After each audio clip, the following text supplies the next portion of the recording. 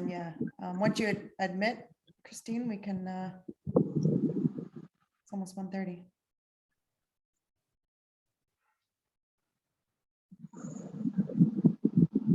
Maybe shut your camera off if you're not speaking, please.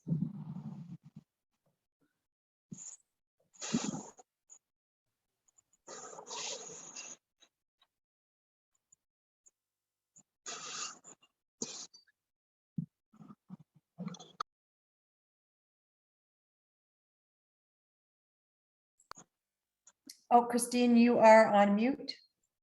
Thank you. Alrighty. And your notes are showing. Oh, okay. Sorry about that. Okay. Try again. There we go. Everyone can see the slideshow? We can see the slideshow now? Yep. Perfect. Alrighty. Sorry about that, everyone. Classic Zoom moment. So welcome, everyone. My name is Christine, and I work for Green Communities Canada, which has been supporting the project. And I'm stepping in today for my colleague Emily, who couldn't be here, but you'll see her for the rest of the webinars today.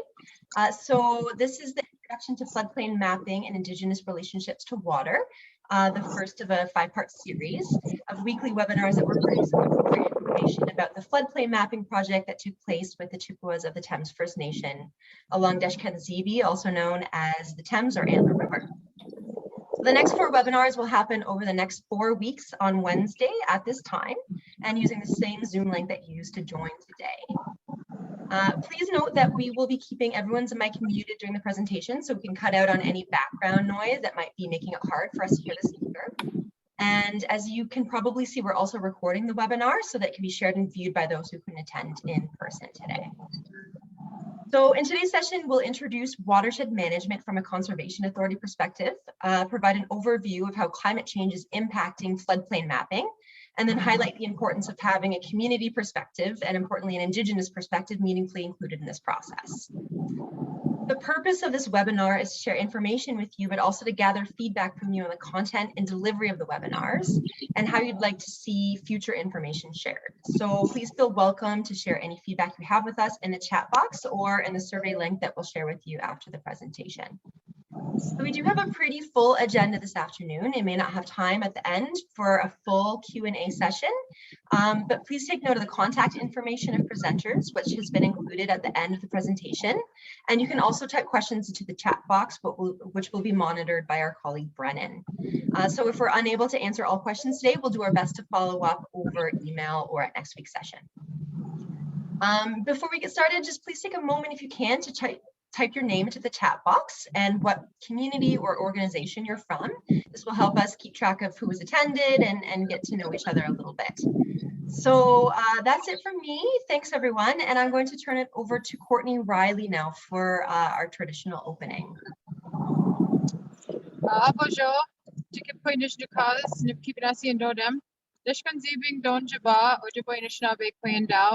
Courtney Riley,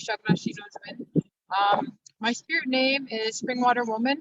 I am from the Thunderbird clan and I hail from Chippewa the Thames First Nation, also known as Deshkadzebi or Antler River. And my English name is Courtney Riley. I was trying to figure out how to change my settings here because I am sitting here right at the fork of the Thames, which is where my community gets its name, Antler River. But I couldn't figure out how to unblur it. So in the background here, we've got the lovely Thames River. And I'm going to open up with a opening prayer. So I'll start with that, and then I want to talk a little bit about water and then share a beautiful water song that I've learned. So we'll start out with a prayer. Thank you, Creator, for another beautiful day. Creator, for this beautiful life. And Creator, for everything that you give to us. Thank you, Grandfather Sun, for shining on us today. Thank you, Grandmother Moon, for shining on us tonight.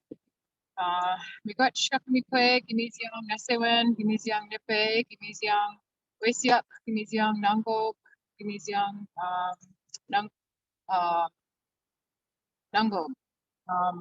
Thank you to Mother Earth for giving us the air, for the water, for the trees, for the animals, and for the stars.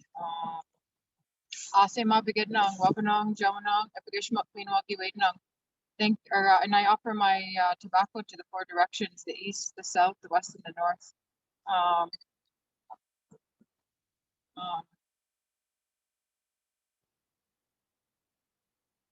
Nadamoshunang, Wijuishnang, Kinegego, Eshtigayang, Niga, Nikea, Pane, Wiwene, Apomigwech. And finally, I said, help us and be with us in everything that you do, everything that we do, and Miigwech. So I want to talk a little bit quickly about water, and what I like to share when I'm sharing a water song is I like to share the teachings of the late Dr. Masaru Emoto. And I highly recommend that everybody read this book, and it's called The Hidden Messages in Water. And what he did, if you're not familiar with his work, is he studied water. He spent his whole career studying water. And I'm just going to try and briefly talk about what he did. And when he worked with water, he noticed, and I'm sure we've all heard this, that no two snowflakes are the same. And so he was wondering about that. He said, well, I wonder why that is, like why there's no two snowflakes the same. So he started to, freeze water and take pictures of them. He started to collect water in different parts of the world. And what he noticed was it reacted differently to different environments. And so when he collected water that came from a storm, he noticed there was very distorted. The snowflake shapes. And then when he collected water, like on a beautiful sunshiny day, the snowflakes were beautiful and vibrant and had beautiful shapes. And so he also began to wonder like how this could be happening. And so he started to do like all different kinds of tests. And one of the tests he did was he had taken some rice, and he had put the rice in two different jars. And in one jar, he labeled the rice with all positive messages on it. And the other jar of rice, he labeled it with negative messages on it. And so for 30 days, he spoke to each water. And the jar that had negative messages, he said negative messages to it. And the jar that had positive messages, he said positive messages to it every day. So after 30 days, well, you can imagine what happens to food when it's left out. The jar that had the negative messages on it and he spoke negatively to was black and moldy, and it was just not good. And so, but when he looked at the rice that had the positive messages and he spoke positively to it, it looked like he had just freshly made it. And so he was starting to wonder if what's happening here. The water is responding to messages, not only that's being spoken to it, but that it's that's written on the jar. And so he spent his whole career doing this kind of work, and I highly recommend, because there's a lot more messages that he has in there. And so what I just try to do is I try to remind people to be mindful of their thoughts, the things that they're saying about themselves, because as the earth and our bodies are made up of approximately 70% of water, it's responding to those messages that we're saying to ourselves, that we're reading, messages that we're saying out loud. Like I hear some people saying, oh, our Thames River is dirty, and so the water's listening to that and it's hearing what we're saying. And I try to do my best to sing to the water, no matter where I am. I remember one time I was on the bridge at Sault Ste. Marie waiting to cross the border, and we were sitting there in traffic, and I said, what, I'm gonna pull up my drum. And so I sang to the water. So I try to send those positive messages to the water and thank the water for all the work that it does, because without the water, we can't survive without water. Nothing can.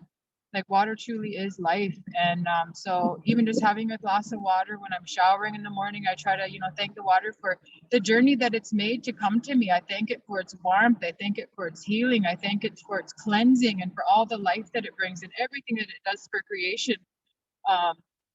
And so those are just some of the things I try to do. And so I guess I'll want to share this beautiful water song. It's called the Nibi Water Song, and it I picked it up from this lady, shared it, and it was from the Strong Standing Golden Eagle Woman.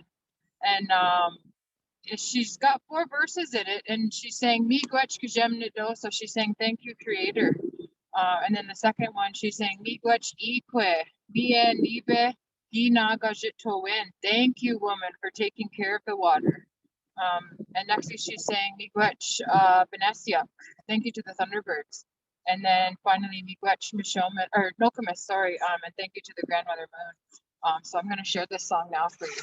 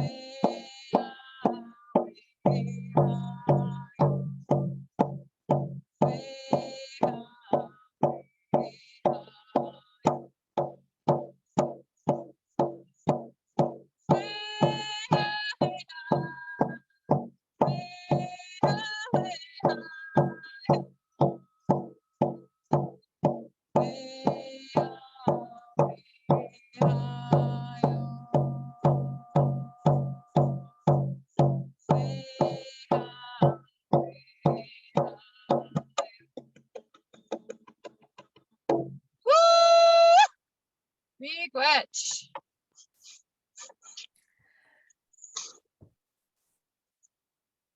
Chamigwach, Courtney. What a great way to start this series. Anin Bojo, Minagijad, Minagijagad, Kirian Charles Dishnakaz, Ashunyan Dunjiba, Mayangan Dodam, Anishna Bekwa and Dow.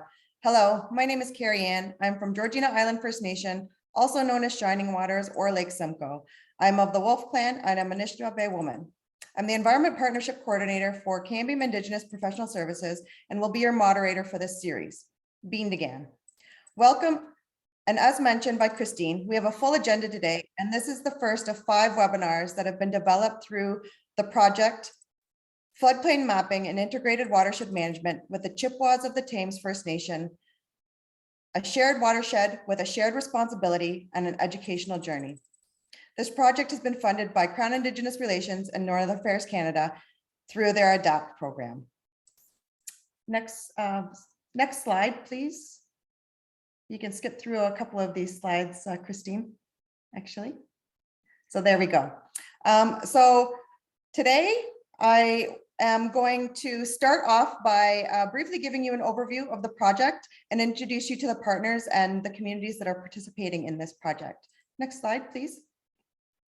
We have the privilege of working with all 4 communities that are situated within the Lower Thames watershed and include the lead community, which is the Chippewas of the Thames First Nation, Oneida of the Thames First Nation, Munsee Delaware Nation, as well as Delaware Nation of Moravian, represented here further down in the stream. So you can see that 3 of the communities are sort of clustered together within this map that you see here. And then as mentioned, Moravian Town is a little bit downstream. So what we've been able to do is work with all 4 of those communities to put together this project. So this is actually a 3-phase project. And the first phase is actually currently being wrapped up, which is a research project that was embarked upon to identify the relationships between conservation authorities and communities and to find synergies and opportunities for collaboration, as well as identify barriers to collaborations that need to be addressed. Phase 2 is the project that we are here to share with you throughout this series. This project is a great example of Albert Marshall's 2-eyed seeing and Reg Crowfoot's ethical space concepts being actioned. It has been developed to assist communities in understanding not only the importance of undertaking floodplain mapping, but also understand the methodology and process from the Western perspective, including the effects of climate change. It has created opportunity and has encouraged the community members to share their perspective and knowledge, bringing valuable insight and holistic view to the perspectives of the non-Indigenous project partners, as you will see throughout the following presentations. Next slide. Phase 3, there is an actual phase 3. We have yet to secure funding for this, but it is hoped that we can assist in supporting conservation authorities as well as other environmental organizations to build and or strengthen relationships, partnerships, and collaborations with Indigenous communities and peoples, much like we have done in this project. We've had multiple partners throughout this project that we have been so privileged and grateful to have, including Cambium Indigenous Professional Services, who I work for. Again, as mentioned, the Chippewas of the Thames First Nation, who has been a project lead, Green Communities Canada, who is helping develop and roll out these webinars, the Canadian Environmental Law Association, the Lower Thames Conservation Authority, as well as Conservation Ontario. And with that, I will turn things over to Joanne from Conservation Ontario with our first presentation, introducing watershed and flood management and a shared waters approach. Over to you, Joanne. Thanks, Carrie Ann, and thank you, Courtney, for your opening. It was beautiful. Good day, everyone, and I'm very pleased on behalf of conservation authorities across the province and the Network Conservation Ontario to be here to continue to learn as we collaborate as partners in this project together. And I was looking at the chat box and amazed and really feel privileged and honored to present today. There's so many people from across Ontario, Canada, and even around the world, North America. So thank you for being here. So conservation authorities, there's 36 in Ontario, where almost 95% of Ontario's population lives. This is almost 40% of Canada's population. There's nothing like conservation authorities in the rest of Canada, although there are watershed management and planning initiatives and organizations in other provinces and territories across the country. I'll touch a bit upon this later on in my presentation. You'll be hearing from representatives of Lower Thames Valley Conservation Authority soon, as one of key partners, as Carrie Ann mentioned, in this initiative. But if you want to learn more about conservation authorities in Ontario, please check out the link on this slide for more information. And before I go further, I wish to add that Conservation Ontario and CAs are currently working to build respectful, reciprocal relationships with Indigenous people and communities. We want to learn more about what we can do. And recently, through the earlier phase of this project that Carrie Ann mentioned, we learned there are 28 Indigenous communities within Conservation Authority watersheds. Next, Christine, thank you. So CAs offer many services and programs, and a very important role delegated by the province of Ontario under the Conservation Authorities Act is flood management. When it comes to flood management, conservation authorities in their role strive to prevent or reduce the impacts of flooding and erosion in order to prevent property damages and to protect lives. The responsibility of conservation authorities within their watershed jurisdictions for flood erosion and management are listed here and are on the next slide too. CAs work with municipalities, the province, and federal government agencies and emergency management officials to prevent and reduce impacts of flooding to Ontario communities. And they include acquiring important floodplain lands, implementing programs with landowners on nature-based solutions, and operating dams and dikes, 900 here, and we figure there's a replacement value of about $3.8 billion. Next, please. So now I'll introduce you to how conservation authorities engage in integrated watershed management, or IWM. IWM isn't another layer of management. It's an approach that relies on a variety of approaches and tools to continually manage human activities and natural resources together. In case you don't know, a watershed is a land area that channels rainfall and snowmelt to creeks, streams, and rivers, and eventually to outflow points such as lakes and oceans. Some cross municipal and provincial and even international borders, and watersheds come in all shapes and sizes and can vary from millions of acres, like the land that drains into the Great Lakes, to a few acres that drain into a pond. Next slide, please. So some of the problems and issues we face today are impacting not just our environment, but our economy and society as well. Applying an integrated watershed management lens, for example, to the Great Lakes Basin in Ontario, requires us to consider these connections and to involve many different sectors, including agriculture, levels of government, urban and rural residents, community groups, recreational services, fishing, and other private industry stakeholders in order to find solutions. We should be engaging more effectively with Indigenous communities and considering TEK, that's traditional ecological knowledge. As I previously mentioned, there are watershed approaches that are applied in different places across Canada. For example, in Manitoba, there are the watershed districts. In British Columbia, there are the organizations like the Fraser Basin Council. And in Quebec, there are watershed organizations as well. So it's worth checking out what might be happening in your part of the country. For the purposes of this webinar, we're focusing on Ontario examples that could be considered in other parts of Canada. So on this slide, when it comes to the IWM process, the best way to ensure success is to bring everyone to the table to share decision-making, priority setting, and leveraging resources. You can find many examples that illustrate the IWM process on the internet. This is one that we use quite often, and it illustrates the adaptive management process that includes getting to know your watershed, understanding the local issues, developing plans and strategies, implementing the actions locally, and monitoring and reporting, which is the place where we learn if we're making progress or observing challenges or issues that need to be addressed.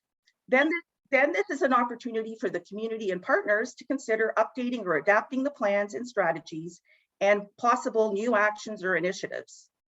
Essentially, watershed plans are evergreen and not static. and the IWM process is cyclical. Once again, the great engagement of watershed community and partners is critical, and it needs incorporating Indigenous knowledge. And CAs, we currently, I'm going to repeat this again, we currently don't do that very well yet, but we really do want to. Thank you. Next slide. So what does successful IWM look like? Success enables more effective collaboration, which would take place across sectors, including Indigenous communities. And success includes more transparency, encouraging us to share resources and priority setting, and it requires continuous improvement by monitoring and updating the watershed action plans. Next slide, please. And can't reiterate enough the importance of strong stakeholder, community, and public involvement, which means being more inclusive at all stages of planning and implementation, nurturing local ambassadors, improving communication tools, and transferring technical information so that it's easy to grasp and relevant for a wide variety of people and agencies. And once again, it needs to include Indigenous communities and people who reside in these watersheds right from the beginning.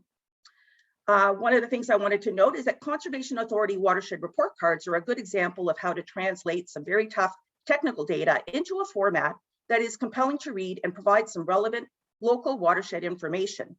The questions posed here in green, or they're in blue, they were in green at the previous deck. But anyway, the questions we've asked in Ontario include that we want to kind of understand, CAs want to know how we can improve our engagement and incorporation of traditional ecological knowledge and Indigenous knowledge. These questions are questions you can answer or consider wherever you live. Next slide, please. So in Ontario, there are still many steps we can take to enable IWM. There is actually a draft watershed planning guidance document that the province has recently posted for public review on Ontario's environmental registry. I would also like to focus in on the items in blue that includes incorporating traditional ecological knowledge, inviting Indigenous representation, improving those relationships so that we can enable more collaboration. Once again, it's important for us to understand how we can improve our communications with Indigenous communities and First Nations about Western science, and also open the door to collaboration so we can receive and include traditional ecological knowledge. Next slide, please.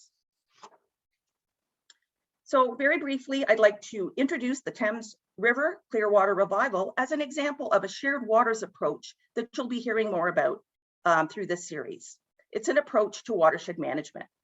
The Thames Water Clearwater Revival is a long-term partnership initiative that is committed to a healthy and vital Thames River, which ultimately flows into and will benefit Lake St. Clair and Lake Erie. This initiative brings together and strengthens collaboration between all levels of government, conservation authorities, First Nations, and the local community to achieve common goals.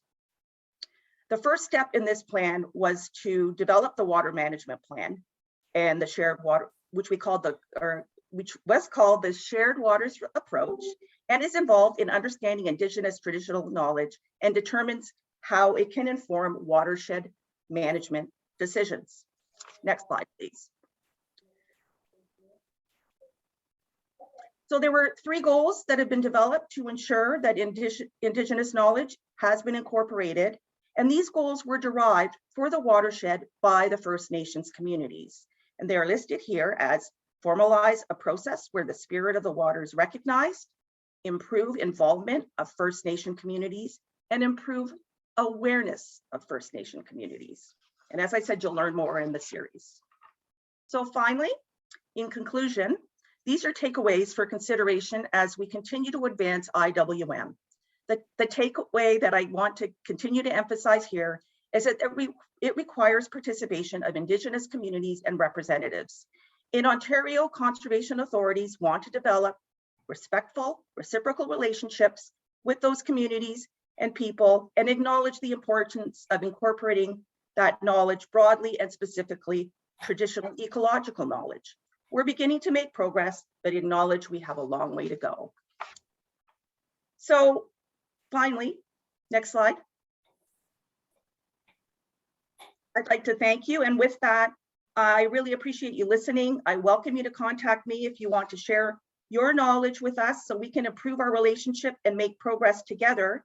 And now what we're going to do is to share a video of community perspectives from the workshop 1.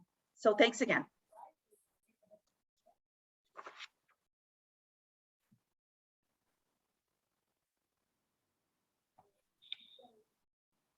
I guess I speak a little bit about Anishinaabe and our relationship to the water and why it's so important.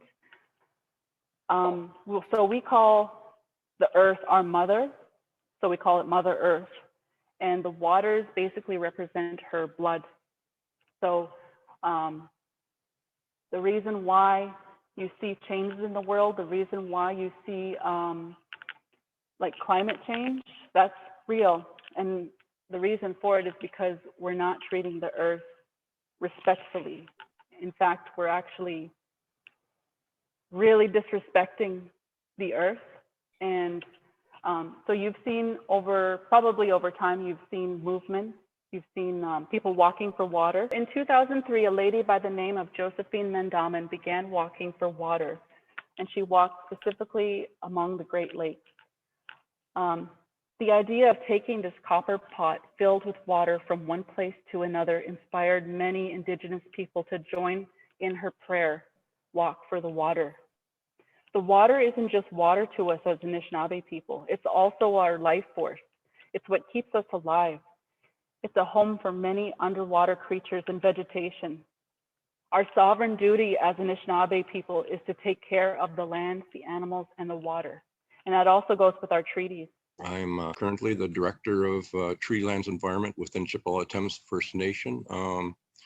When Ashley was talking a little bit earlier about the Thunderbird, you see a stylized version of the Thunderbird on the left-hand part of your screen.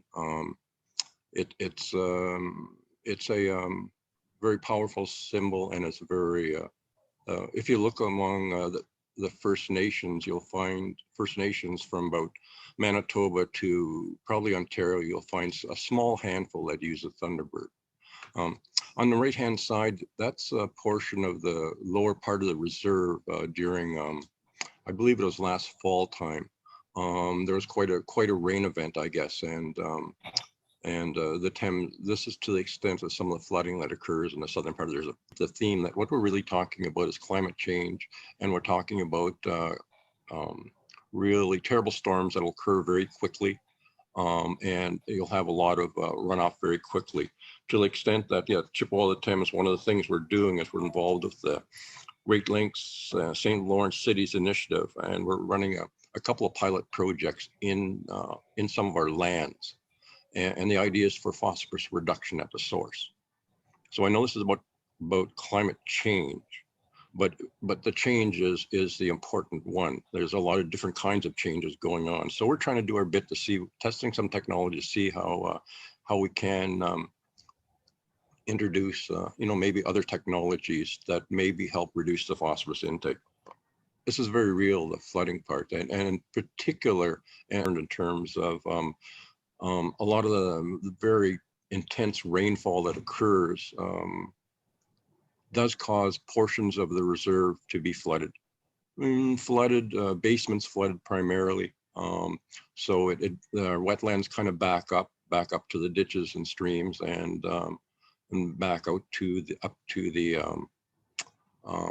individual house owner and up through their sump pump and into their basement. And all of this operates, what we do at Tree Lands Environment Department operates under a comprehensive community plan that was created about 10 years ago. And what it does, it gives a more holistic view towards looking at the environment. But one of the things that our ancestors did when they entered into treaties is they did not necessarily surrender or sell the relationship to the land. The land and the use of land has a lot of effect on the Thames. And primarily it's the behavior of people and the practices of people on the land that will make a contribution one way or another to reemphasize what we're doing, which is recognizing that climate change is occurring, and some of the effects of climate change will be more and more flooding, and the importance of doing mapping and being able to measure changes is really critical for all of us,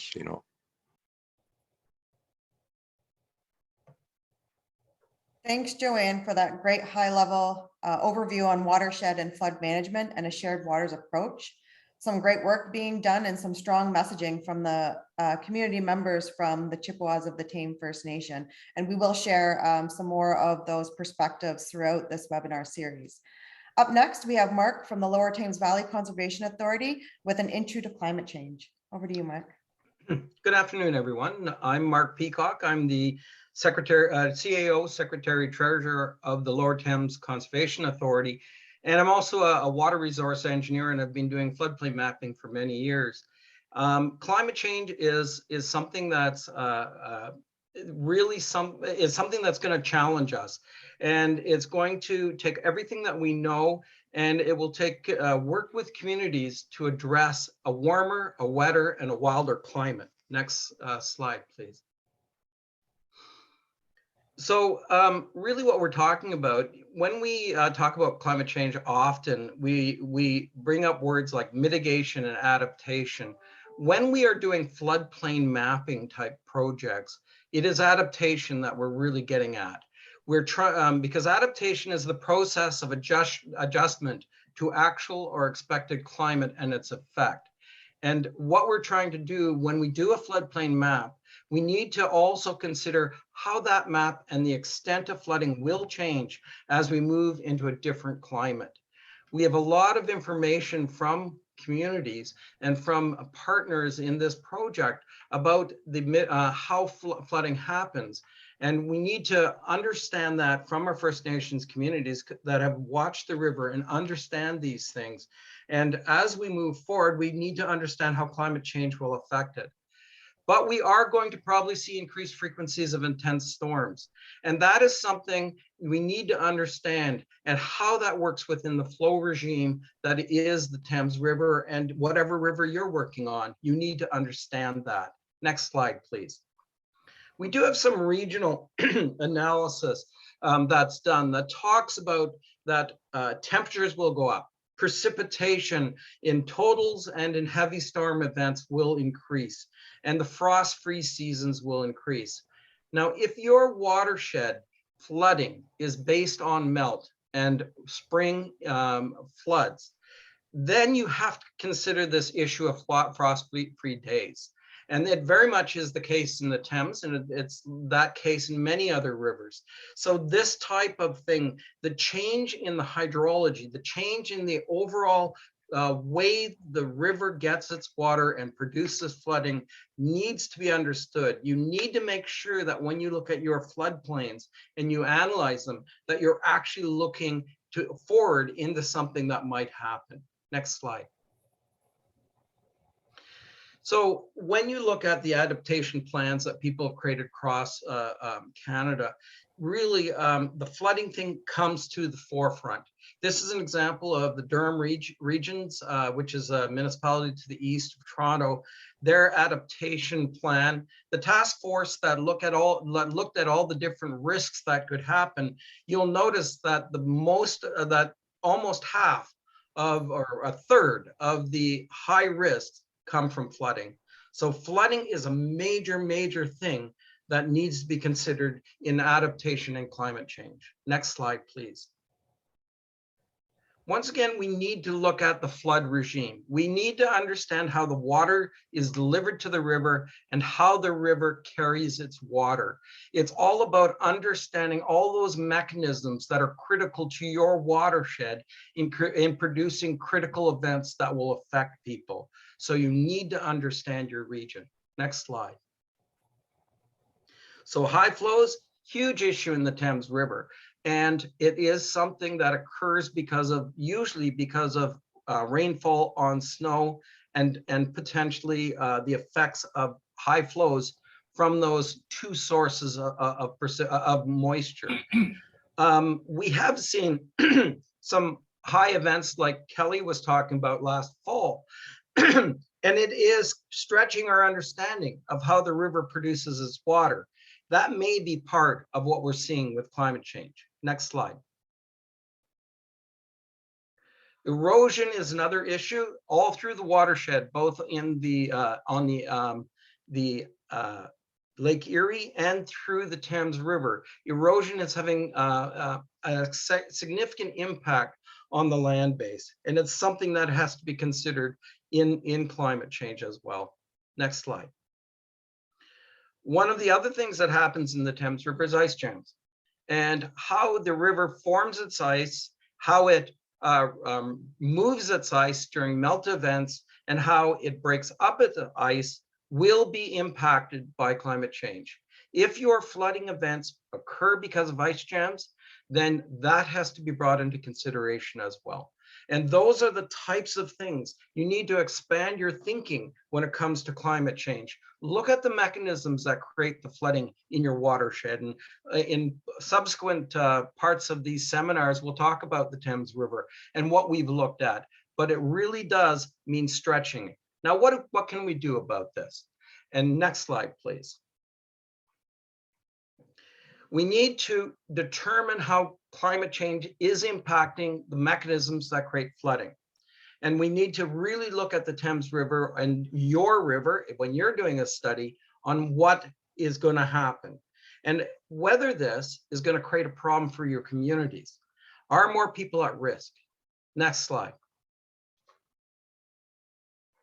When we look at risk, it's a standard approach where we determine the risks, we analyze them, we develop mitigation or adaptation strategies, and then we implement and we monitor how we do. But now climate change has to be added to this risk evaluation.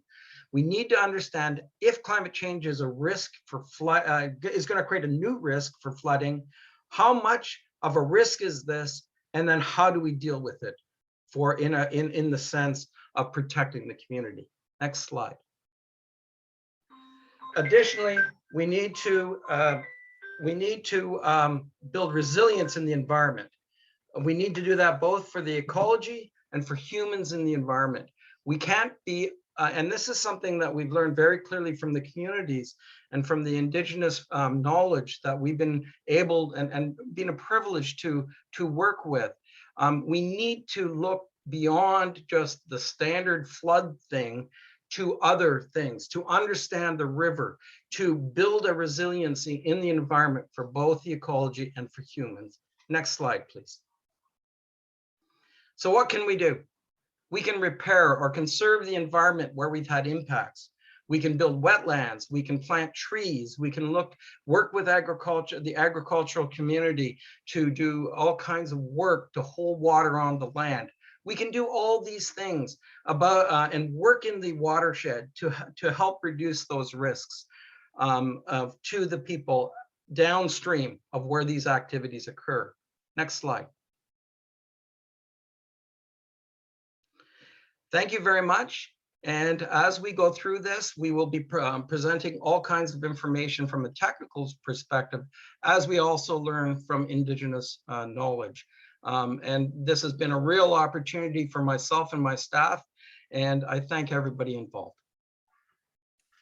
Get you miigwech, Mark, for that great presentation, and I hope that it's useful information for our audience to help understand or start to help to understand climate change and the effects in regards to adapting and mitigating flooding in our future. Last but not least, I will turn the mic over to Jason, who is also from the Lower Thames Valley Conservation Authority. Jason will be sharing with us information about the local context as it relates to flood mapping. Over to you, Jason. Thank you. So far during this session, we've mostly discussed higher level concepts around floodplain management and mapping. In later sessions, we will discuss more technical aspects. But for this presentation, we'd like to get you thinking about your own watershed and what the local context you're going to be working in. And throughout this presentation, I'll give some examples from our own. You're going to need this broader understanding before you can really get into a floodplain mapping project. Think about the local communities, the local environment, its geography, and both the history and mechanisms of flooding in the watershed. Next slide, please. So first, think about the communities. What communities have concerns around flooding? What are those concerns? What's important to them? What nearby communities may have an interest in the work you're doing? What other communities in the watershed may have an interest in the area you're working with? And what type of events are nearby communities using for their mapping? Using the Deshkan-Zibi as an example, there are 3 First Nation communities clustered together along the Thames. There, and you can see them in mapped in yellow, just downstream of London. A floodplain mapping project for one of the First Nation communities will have the others. Data will be needed to be collected along the river through all of the communities. And the outputs of the models that you're going to create will cover those other communities as well. Many of the concerns of these First Nation communities around water quantity and quality are focused on the urban area upstream in London. Floodplain protection upstream in London could have a significant impact on the First Nation communities. We need to be aware of these, and if the project shows negative impacts, then the City of London would need to be informed as well. Next slide, please. So what is unique about the environment or the geography that you're working in? You need to have a high level of understanding of this in order to plan your project properly and choose the right tools to complete the work. Are there deep valleys that you're dealing with, or is it wide floodflats? How much urbanization is there, and where is it in the watershed? What is the shape of the watershed with tributaries? How does it affect hydrology and flooding? Using the Deshkan-Zibi as an example again, upstream in the watershed, the 2 main branches of the river are fairly similar in length and flow through relatively steep agricultural terrain. That's relatively steep for southwestern Ontario. They gather the water from the upper watershed, and then it comes together in the highly urbanized City of London. Some there flood protection works along the shore to contain the floodwaters to the channel. Then, just upstream of the First Nation communities, the watershed becomes less steep and much more narrow. The shorter tributaries in this area of the First Nation communities drains away much faster than the upstream watershed can collect its waters and send it down. This means that the waters from the local streams and ditches around the communities make a very small proportion of the floodwaters seen on the. Next slide, please. So similarly, in order to pick the correct tools for your project, you need to understand the mechanisms of flooding you're dealing with. Is it all from localized rain events like thunderstorms, or is it caused by large regional events that cover the whole watershed? Maybe it's mostly spring freshet type events caused by snowmelt. Do you have to deal with ice jams? And it might depend where you are in the water. These photos on the right show flooding from different areas along the Deshkan-Zibi. Upstream areas, as seen in the upper right, you can see fast flowing floodwaters with lots of erosive powers. Downstream areas, seen in the lower left, are typically flooded when ice jams occur. But the flooding around the First Nation communities looks like the here, with lots of water spilling out into the floodflats along the river. Next slide. So, are there flood control structures in the watershed, and what effect do they have on flooding? How long have those structures been around? Are they likely to be removed at any time? What effect might they have on your data being used? This figure on the right shows flood control structures in the upper watershed of the Thames River upstream of the First Nation communities. Some of these can have a significant effect on the flow passing through the communities, others not so much. In Ontario, provincial guidance on floodplain mapping wants us to remove the effects of flood control structures when doing analysis and mapping, in essence to show what the natural floodplains are. But of course, the communities will usually be dealing with the regulated flows. In Ontario, the creation or removal of flood control structures is pretty rare these days, but it's not unheard of. Recently in the City of London, there was discussion around the Springbank Dam, which was a small recreational dam on the river in the city, and it was proposed to be brought back into operation after years of going unused. There are various concerns raised by the communities, including potential impacts on fish, species at risk, and water quality. And while this dam was unlikely to have a really effect on flooding, it's an example of the type of project that could come up. And as you're doing your project, you need to be aware of these kind of possibilities and consider them. Next slide, please. Finally, what is the history of flooding in your area and what are the impacts? Traditional ecological knowledge project. It shouldn't just be assumed that because nearby settler communities had their worst flooding in particular years, but that's necessarily also the worst in the Indigenous communities. Also, what the Indigenous communities value and their perceptions of risk may not align with outside expectations.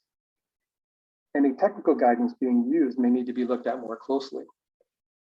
And then, do the results of your floodplain work actually align with the traditional ecological knowledge provided? Next slide, please.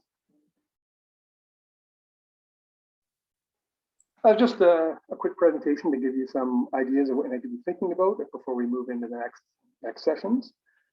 Thank you very much for your time.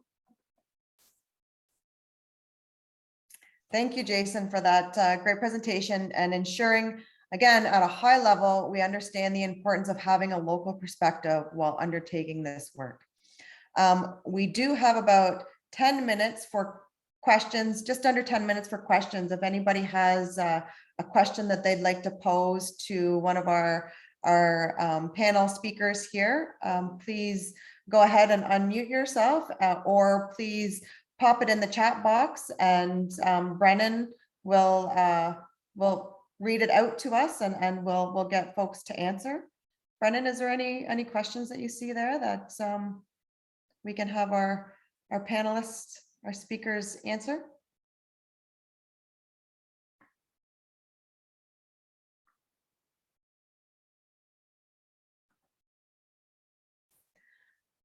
I see one here, just quickly scrolling, about how do you define Indigenous communities?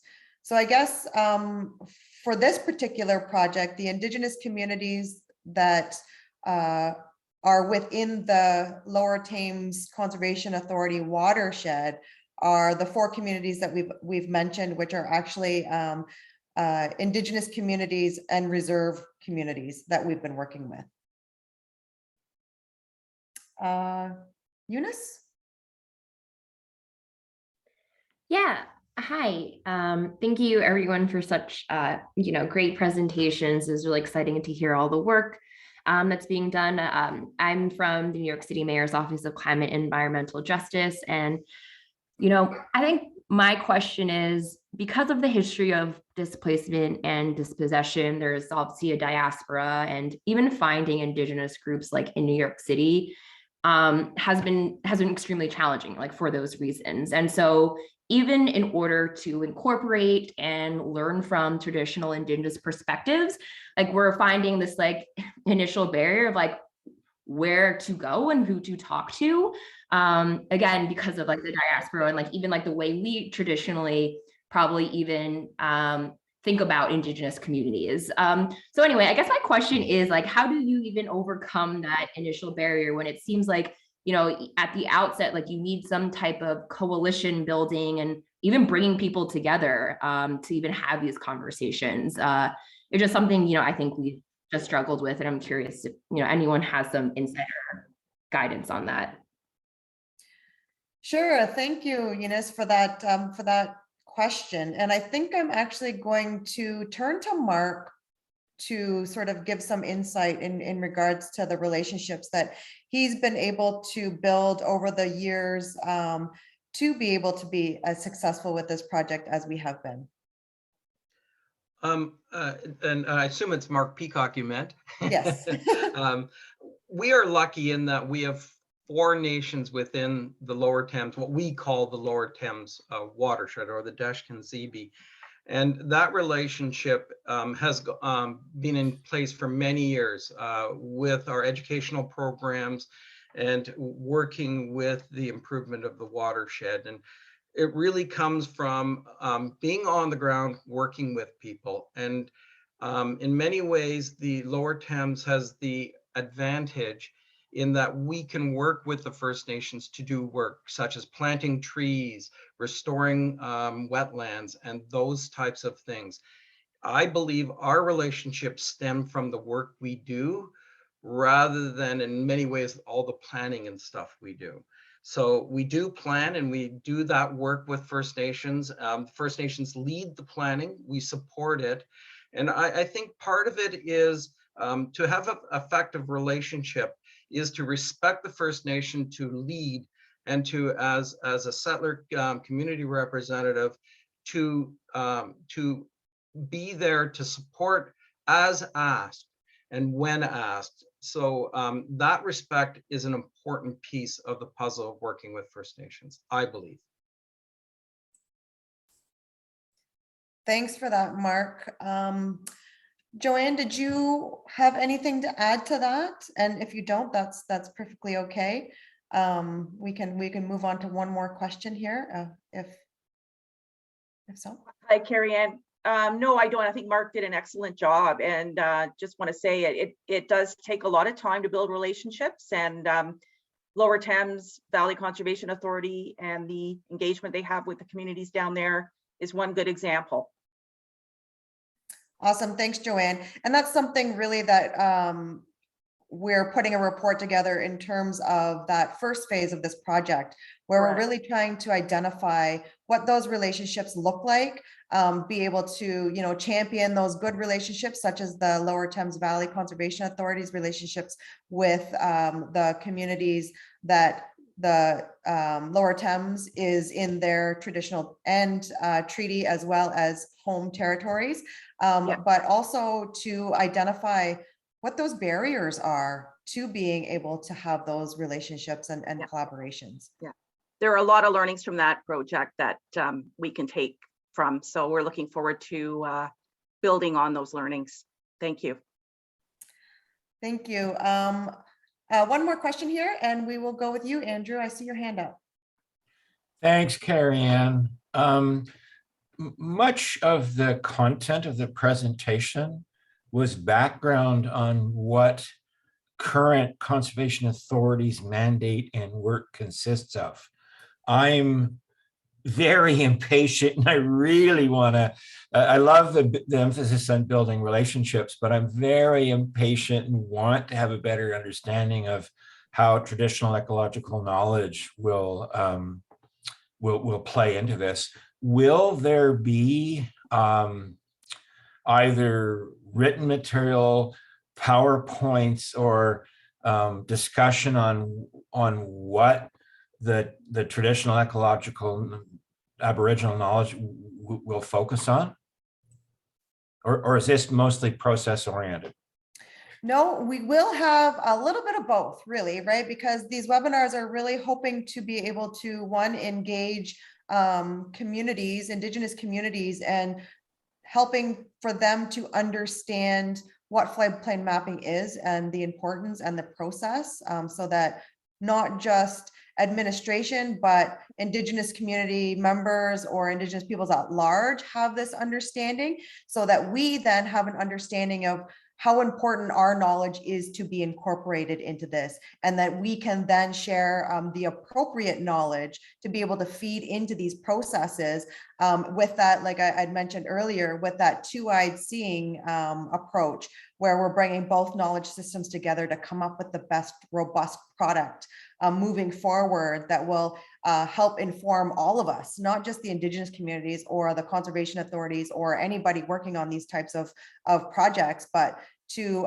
ensure that the right people are sitting at the right table with the right information, working collaboratively together to protect and preserve and adapt and mitigate climate change effects for our future generations. So Thanks in the so next much. series, sorry, Andrew, go ahead. Just wanted to say thanks so much for that answer, Carrie Ann. Yeah, and so throughout the series, we'll really, we are going to be doing process, but also really showcasing how we've been able to merge both worlds to ensure that when this project wraps up and there is a floodplain map in place, that you can really see the two-eyed seeing concept come through. So with that being said, we are at 2:29. So thank you again, everybody, for attending. The team will try to answer any other questions that are in the chat box that we have not been able to get to by either you following up with those team members that did presentations today, and you can find their contact information in the slides, which will be presented to everybody that's on the registration, as well as the links to those organizations are on the registration sheet or the registration online page. Also, we'll try to follow up possibly some of those questions at the beginning of our next session next week. So as mentioned, this is the first of 5, and it will be a progression of this project and working with the communities and the project partners in developing an actual floodplain map. And so with that, I'd like to say Chimigwach for everybody attending today's webinar. We really appreciate the time that you took. And if you can, please, Christine's going to put a survey in the chat box.